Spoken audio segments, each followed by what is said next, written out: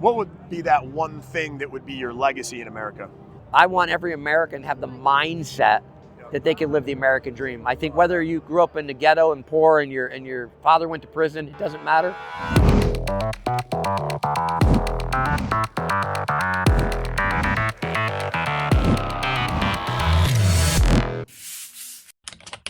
All right, welcome everybody. We are about to start another episode of Facts Over Feelings, and we are at the Turning Point USA AmericaFest, where there's going to be 20,000 people here, not two, but 20,000 people, and no other than Donald Trump is going to be here. But I got an incredible human being next to me right here. He's not only a good friend, we met each other in the World Shakers group with Tim Story, a men's group. This is Bruce Cardenas, and after being a chief communication officer for 7 years for Quest Nutrition, Bruce now has taken his boots on the ground skills and the one-on-one consulting for his clients, running dynamic teams, hundreds of people, marketing game plans, creating exponential growth in premier company culture. Bruce is just an incredible asset to any team. And Bruce, welcome to the show today. Thank you very much for the kind introduction. And thank you for Tim Story for connecting us, right? No, absolutely. No, it's been a great journey for sure. Yeah. But what do you think so far? What brought you into, we'll start out there, what brought you into, I guess, the Turning Point USA AmericaFest today? Because everybody's here for different reasons. I've always been a fan, but my friend Alexander is one of the main sponsors, Fisher Capital, and we do business together, and he invited me.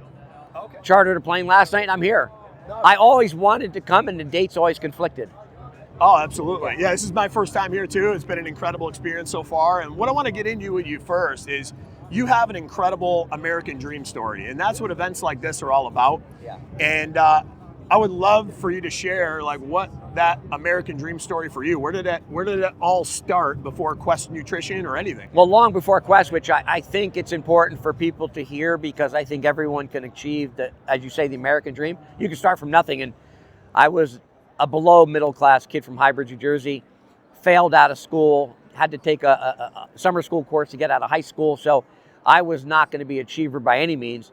I grew up in the Marine Corps, and my boyhood dream was to be a police officer, which I accomplished in LA. So I did things far beyond what I thought people were going to think I was going to do. I should have been just a blue collar worker, but I knew I wanted more in life. And here I am, fast forward, I had a successful bodyguard business. I started while I was a police officer, and I serendipitously meet the founders of Quest Nutrition in the gym.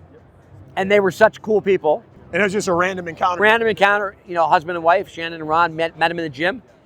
And there was something about them, great energy. They were making bars by hand in their kitchen. Talk about another. So this was like the very beginning.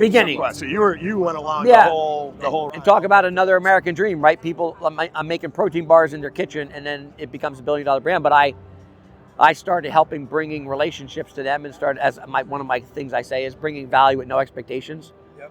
And fast forward, I'm an executive, and we're selling for $1 billion cash. Oh, that's incredible. I mean, that is the testament of the American dream right there. And I want to stay on that topic for a little bit, because I think there's been, you and I first started at a young age into our professional careers. There's that American dream to chase, but I think it looks a little bit differently these days. We started to get away from it, and now the way the election went, I think we're starting to get back into the right spot in America. But how do you think the American dream has evolved over the years since we were kids, and what kids are facing today? It's definitely evolved. I mean, my biggest takeaway from my father was, and thank God he was at least a leader for me, is he taught me pride in ownership and work ethic. Yep. And that's all I learned from him. I wasn't the smartest kid, but I went to work for him, and he made me work hard, and he would say to me, even though I was probably not the brightest out of all five of us, all our siblings, he saw the most hope in me. He said, "You work harder than anyone, Bruce." He goes, "You will accomplish great things in your life." And that's all I knew. Absolutely. So I figured if I work hard, I think the difference is now, and yes, working hard, smart is very important, but I think now kids are like, okay, I'm out of college. Where's my $150,000 paycheck? I'm entitled to these things. And what do you mean I got to work hard? What do you mean I got to work for free? Oh, absolutely, because they're almost taught the opposite mindset these days. You don't have to work so hard. You shouldn't have to work so hard. You don't have to go to the office. Yep. And to me, I think there's a dynamic shift now where if you want to become an entrepreneur in this country, which anyone can become an entrepreneur, you got to put in the time and energy. Oh, absolutely. Develop relationships, work hard, come up with a unique product, whether it's a service or an experience, and get people to try it. But I think people quickly, I'm noticing, I'll give an example. I talked to a kid the other day. He started a little nutrition company, And he said, I'm raising money. I'm on my friends and family round. And I said, well, how much money have you invested yourself? He's got him and his classmate. 5,000. I said, 5,000 a month? He goes, no, 5,000 total. I go, and you're already asking other people for money. I said, have you put any? Yeah, like have you sold everything you own? I think people are so quick to say, I started a company, give me money, and if it fails, sorry, buddy, I lost your money. Yeah. And I think, but the unique thing about you and I is like we both started from nothing and had that kind of bootstrap experience. But I think going through that and coming from nothing and building something to something, that it teaches you a lot of lessons, and you respect the journey, right? And you respect every dollar you put into it, because there is that risk. There's those, especially in the beginning, there's those late nights where you don't know if you're going to make the mortgage payment, but you got to keep the lights on, and you still got to pay payroll, and you still got to pay employees. And I think, some of the things like that are missing in today's generation. 100%. And I think also because younger people see overnight successes where someone starts a tech company, and in 36 months they sold it for $500. Or we got like Bitcoin millionaires, and then immediately driving a Lambo, and then that's the fallacy that's out there now. Yeah, but the real reality is 99% of the other entrepreneurs have done it for 10 years straight. Have you said not been able to make payroll? I remember I couldn't make payroll, and I was stressing out. I had to borrow money. I didn't know what to do. I thought I was going to be out of business. Those are the realities of being an entrepreneur. It's funny. When I was a kid, my dad, he would be called a workaholic. Now he's called an entrepreneur. So is my dad. Yeah. I think for when I'm hearing you describe your dad and then my dad, they're very similar people. But now, you want to go from being an employee to 40 hours a week, and you want to be an entrepreneur to 80 hours a week. But there's a price to pay, and I think because now you see on social media Elon Musk and billionaires, or even the Instagram rich people that drive Lamborghinis think, oh, I want that overnight, but nothing's overnight. No, nothing's overnight. Nothing. It's like the overnight success typically comes with a decade of consistency, a decade of hard work, all of that there that I think, a lot of people aren't ready to go after. Yeah, even Ron, who's the founder of Quest, when I met him, I think he had 19 companies that failed before one hit. So. And now, going back, because one of the things that I look at, hey, where did everything really change? When we're looking at this entitlement mindset, when we're looking at, the lack of work ethic that you hear about in this generation, whether that's, some say that's true, some say that's not true. What is your take in terms of how responsible our education system is for, creating, I guess, this different dynamic of a generation? Well, from everything I hear, obviously, like when I went to school, it was, work hard, get your, diplomas or your education, and go out and start, whether you're an employee or start a business. I think now, even in teachings, they're teaching kids to look for the easy path, the path of least resistance, which I'm all about the path of least resistance, but I think people look at that or take it as the path of laziness. What can I do to accomplish great things with the least amount of work and effort? And it's an equation that very rarely happens. Unless you were fortunate enough to inherit money or buy Bitcoin at the right time with money your dad gave I think it's a dangerous mindset to have, because at the end of the day, like, we put kids in this bubble where everything is easy, you should be entitled for everything, but they don't go through the struggles and challenges, and what happens is they go out into life, and life's hard, right? And they get hit in the face, and then they don't know how to react to it, and that's why you're seeing a lot of the statistics, I think, in America that are escalating so much. It's 78% of Americans that are 25 and under are paycheck to paycheck with subprime credit scores, right?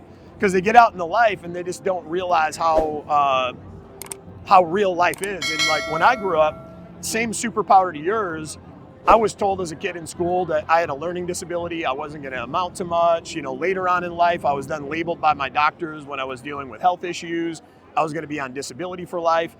So I had all these different labels for people around me that I think our kids are facing today.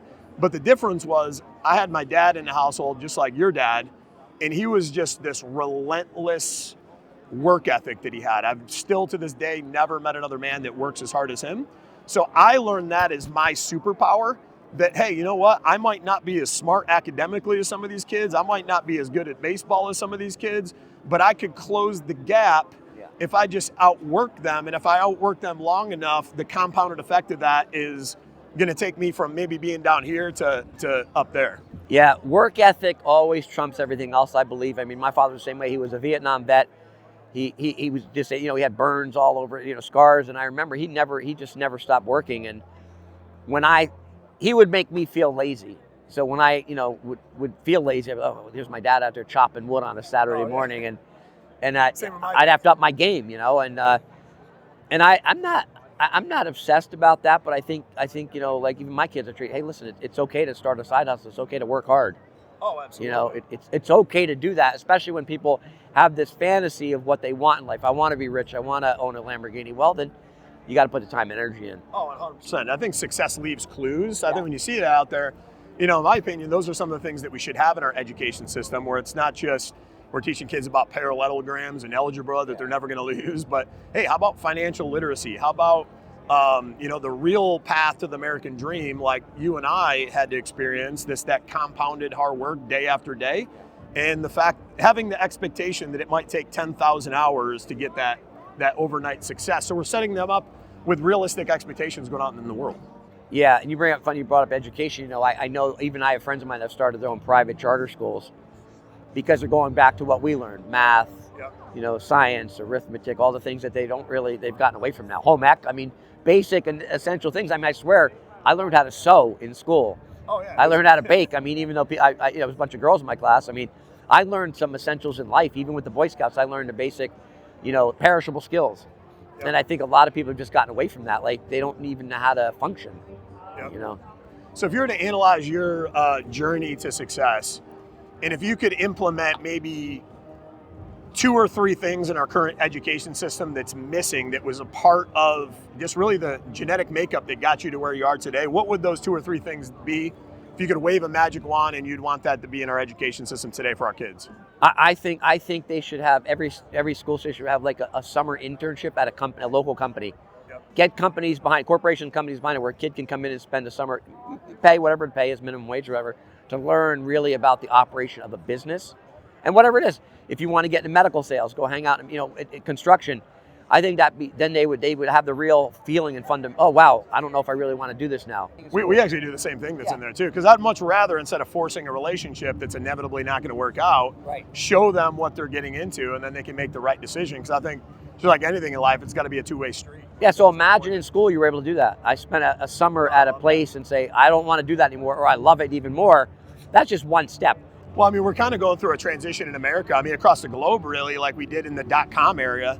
Everything with AI. So those that I think really embrace it and try to leverage the upcoming technology in terms of solving problems, I think those are the ones that you're going to see, like the next founders of Microsoft. You're going to see the next big, big companies that are being formed out there. So I agree with you. I think there's more opportunity than ever right now in America. Yeah. So January 20th hits. We get Trump and Og in office, and we get this new administration. What are some of the things that you're most excited about seeing change that's maybe lacked over the last 4 years that are going to start to see a turn in the tide? Well, I'm really interested to see what Elon and Vivek, because they're looking at the budgets, right? Oh yeah. And when you hear these silly things, which when you hear about things on the news that we're spending a couple $1 billion on some research in another country on some monkeys in the jungle. Yeah, the craziest things we're spending money on. You know what my theory, real quick, what that is? What? Money laundering. So if you're thinking about it, because there was a bill they passed not too long ago recently, because you think about all these outlandish things we're throwing billions of dollars to. They passed a bill, what was it, just about 6 months back. It was an energy green bill. And they allocated $8 billion to build electronic superchargers to charge cars across the country. Okay. Do you know how many they built with $8 billion? Handful. 9. Yeah. Elon Musk, with the same budget, could build 37,500. So the question, like, whose uncle's uncle got that contract, and where did that money go? So that's going to disrupt it. That's going to disrupt the universe, because I'm sure there's many people that have been getting government contracts for years and just milking it along. But that's one of the most exciting things I'm looking at, to see how much they're going to be able to clean up. They're talking about billions of dollars that we just waste. Oh, yeah. Really grateful to have you on the show today. And as we're, kind of wrapping up, a couple of the final thoughts that I'd like to ask you. If you could wave a magic wand and you could change literally one thing in this country, you had the executive pen that you could sign and do anything that you wanted to, what would be that one thing that would be your legacy in America? I want every American to have the mindset that they can live the American dream. I think whether you grew up in the ghetto and poor and your father went to prison, it doesn't matter. I wish I could wave a magic wand and let every 5 and 6 and 7-year-old know that regardless of where you came from, you can become a multimillionaire, self-made person, man or woman. And I think the only thing that keeps them back is where they grew up, and they think, well, I can't do it because it's a generational thing. Anyone could do it. You just have to have the mindset. The next president is somewhere in some little community thinking he's not going anywhere. Oh, 100%. And so I don't know if that's per se what the right answer is, but that's what I'd love. I want everyone to have the mindset they can do anything they want in this world. No, I think last but not least, we like to ask all guests, and thank you for being our first guest in the show today, what does facts over feelings mean to you? So listen, the facts are life is not always easy. The facts are you're going to have to work hard to accomplish things in life. The facts are nothing is free. And the facts is, here's the facts. Those all trump your feelings, because people always, my feelings, I don't my feelings this, my feelings that. You got all those other things trump that. Yep. Because the facts are you have to do all those things to accomplish great things in life, and your feelings may get hurt. Yeah, absolutely. And at the end of the day, put those aside and it wouldn't be so bad, in my opinion, to teach that in school, prepare people for, because that's the reality of life. Yeah, don't get me wrong. You don't think I've had sad days? You don't think I've cried? You don't think I've been, oh my God, I'm not going to make it? But then I thought, okay, well, I want to accomplish the following for my family, for my friends, for my loved ones. I want, I was able to buy my mom a new car before she died. Those things have trumped me being, I'm a pity party, right? Yep. We all have feelings, but sometimes you have to just go past that. Yep. And then what's past that is something pretty incredible. Yeah. Well, very insightful today, and just incredible journey. Thank you for sharing it with us, and definitely I appreciate you having on the show. Having me, man. Well, no, I love you, amazing. brother. Appreciate you. All right.